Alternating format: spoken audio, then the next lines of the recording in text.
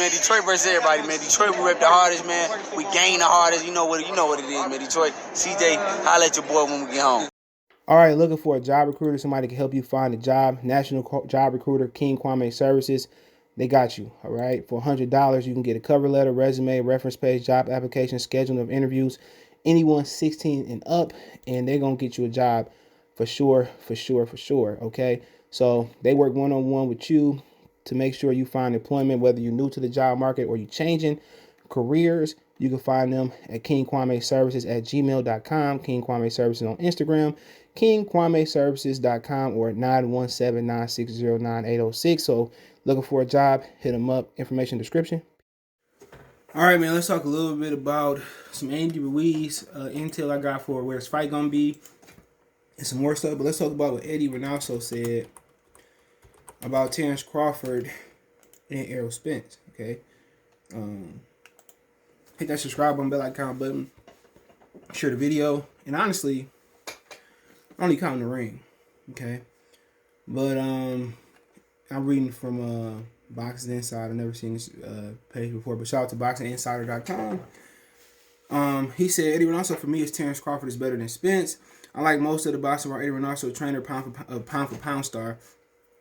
Canelo Alvarez, fine matchup between WBO welterweight belt holder Terence Crawford and unified champion Errol Spence Jr. Very intriguing. See how they call Terence Crawford a belt holder and Errol Spence a champion? Motherfucker's a belt holder too. The two have long been considered the best at 147 pounds, but have yet to sit down at the negotiation table to work out a deal. Regardless of the pent-up demand for their showdown, both sides are far and away from making the dream become reality. But Eddy Reynoso in the interview he said, for me, it's Terence Crawford is better than Errol Spence. Said Reynoso during the interview with Little Giants Boxing. Shout out to him too. Check out his YouTube channel, Little Giant Boxing. He has more abilities and is more talented. So that's what he said. All right, for the most part, and it's true. But talent always don't beat chin, determination. I mean, because if you look at it, just going in boxing history, and I know a lot of people that sneak this and watch my channel low, they don't know shit about history. Mildred Taylor was a more talented fighter than Chavez Jr. Hand speed, coordination, you know what I'm saying? You can keep going on about Mildred Taylor. He had everything. He had absolutely everything. And he was a gold medal at the Olympics. I would try to double check that. He had everything. Mildred Taylor was way more talented than Chavez, but Chavez had discipline. Because a lot of fighters wouldn't stick to that game plan because it took a lot of discipline to just, put the body work in. Put the body work in. Just body work ain't nothing. It ain't cute. It ain't sexy. It ain't flashy. A lot of people don't like to give it credit, but body work paid off in the end. And to be honest, it paid off. It paid off for him, and he broke Mildred Taylor down. So Mildred Taylor, Richard Steele gave him the decision. A lot of people believe that, but Chavez, the way he beat him, long term, Mildred Taylor was never the same fighter right after that fight. And Chavez still went on to do, pretty much, great things in his career. Obviously, Frankie Randall did beat him, but he beat Roger Mayweather. He was Julio Cesar Sr. was a beast, 176 losses. A lot of them came late in his career. And he's considered one of the greatest fighters of all time. And hold on, they fought in 91. Let me see.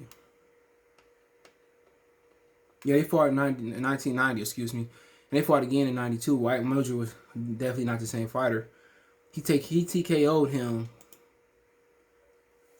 in the 12th round. And a lot of people got mad at Richard Steele because they thought, Mildred Taylor should have been able to continue. And I agree, but long term, Chavez won that. He should have been the first man, technically, even though they erased the O. Remember, they like the O off of Chavez fight. But he went on, Chavez, to take on Frankie Randall. He went and he lost to Frankie. He went to take on Pernell Whitaker, another fight he lost. He got the benefit of doubt in, 2 Frankie Randall fights. He, older in his career, Oscar De La Hoya. But Oscar De La Hoya didn't train with Floyd Sr. Roger Mayweather. I mean, a lot of dudes talking about he fought cab drivers, but when he got to the championship world level, he fought some good fighters that you just wouldn't know their name. But just thinking of the situation, you know, with Errol Spence, he doesn't have to be more talented to beat Terence Crawford. Was Floyd Mayweather more talented than Jose Luis Castillo, Madonna? But they found some way to close the talent gap. And the way you close the talent gap is you got to have heart, you got to conditioning, you got to have a jaw, you got to have determination, you got to have discipline, sit with the game plan. Very, very well, you know, Errol Spence may be able to close the gap and break down Terence Crawford to the body. You know, he might just be physically the bigger, the more durable, the stronger guy. And you see guys they got skills and they can stick and move, and they more coordinated, they in and out, they slide side to side, and they more talented than their opponent. We see that all day and 10 times on Saturday, but they always don't win that fight. How you treat your body, you know, how your abs, how your core is. You know, with Terence Crawford, he is more talented. What you talking about? He can switch righty lefty like Marvin Hagler. Rest in peace to Marvin. He could punch. You know, good body puncher, good jab. You know, we seen him beat Victor Postal with lateral movement. We seen him walk guys down. We see that he willing to get hit. We seen him fight defensive. So you talking about Errol Spence? Is, you know, pretty much he's sticking to move versus Mikey, but has he boxed the opponent? No. Errol Spence is bringing a game plan for the most part that give boxer punchers like Crawford issues, and that's pressure. But him and Virgil Ortiz remind me of each other. They don't have relentless balls to the walls, in your face, smell what you ate for dinner pressure. Chavez can do that. Duran can do that. You know, but really you talk about the pressure fighters of today, even with the new you are. You know, he seemed to bring pressure, but he doesn't bring like, nigga, I'm kissing your Adam apple pressure. Really, the pressure fighters die. Triple G ain't really a pressure fighter. Pressure fighters get hit and they don't give a fuck. You might drop them, like Madonna get up, Chavez. The pressure fighters died. You know, the last great pressure fighter I can think of, the performance, I'm going to call him a great fighter, was the pressure that Otto Wallin put on Tyson Fury. You know, just think about who the best pressure fighters. People say Triple G, but Triple G ain't going all the way in. Kovalev ain't going all the way in. Probably have to say Roman Gonzalez is probably the only really great pressure fighter that I can think of. You know, Crawford, you know, he ain't really a pressure fighter, but he can do it. So every time you see them, they on your ass. And they do it good. I mean, Luis Neri's a good pressure fighter. Had to put Neri in there. Roman Gonzalez in there. JoJo might be able to be in there. He brings some pressure. Jose Ramirez got to be in there, but he really ain't.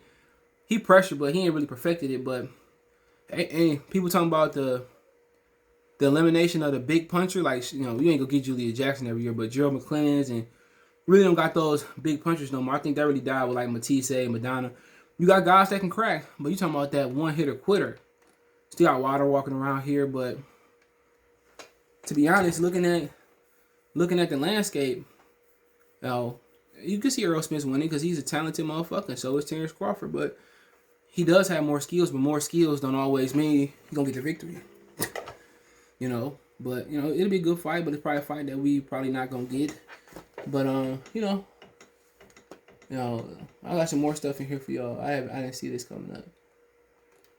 So if you hang around here, you're gonna get some more stuff. So Lara and Cornflake for the WBO regular title at 160. I'm pretty sure you guys know that fight was gonna happen. Mikey and Pacquiao next, but they have no date yet. I'm thinking that's probably that May date. You know, Andy Ruiz fight would be with spectators at the old StubHub Center. Limited fans. So Andy Ruiz is gonna have limited fans at his fight with Arreola. Is gonna be on pay-per-view. If you didn't hear, they reduced the pay-per-view to $50. So it ain't gonna be a $75, $80 pay-per-view. It's gonna be $50. 50. 1, 2, 3, 50. It's gonna be $50. I think it's a good price. It really shouldn't be on pay-per-view, but you know, I think Mexicans gonna buy it. And they're going to have an audience. So, you know, that's interesting. And, you know, I'm going to watch the fight. Not going to lie, it's going to be on May 1st. That was supposed to be Ramirez and Taylor Day, but what they wanted to do, they wanted to wait. They wanted to wait till Ramirez and Taylor, you know, to get spectators in there. So they fight in May 22nd. But good for Andy Ruiz, you know. We'll see what he can do, but obviously it would have been even bigger had Andy Ruiz beat AJ again and got all the belts. And he went on to say some things about that. And let's look it up.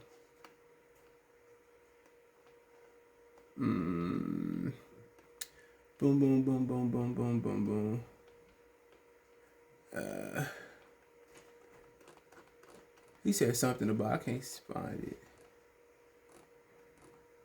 Oh, he said I must have lost 40 pounds after my defeat versus Anthony Joshua. I gained to like 310 pounds. I was depressed, mad at myself because I knew I should have been training.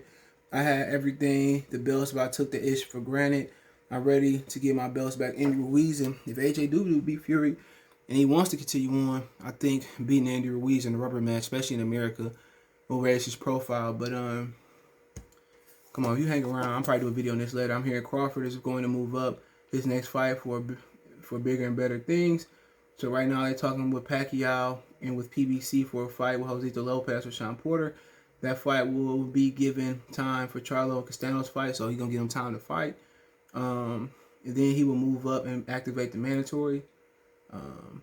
So I heard it here first, man. So if you hung around, you got a little tidbit. But don't forget me on Facebook, Instagram, Twitter. You can reach out if you have a business question, inquiry, sponsorship, video requests. All my social media links in the description. Twitter's the fastest way than Facebook and Instagram. Facebook group link there as well too in the description. If you want to make a financial donation, Cash App CJGood313. That's in the description. PayPal link there as well too. Appreciate the love, support. One time for the one time. Good for the Sports TV. Let me know what's in the comment section. Peace.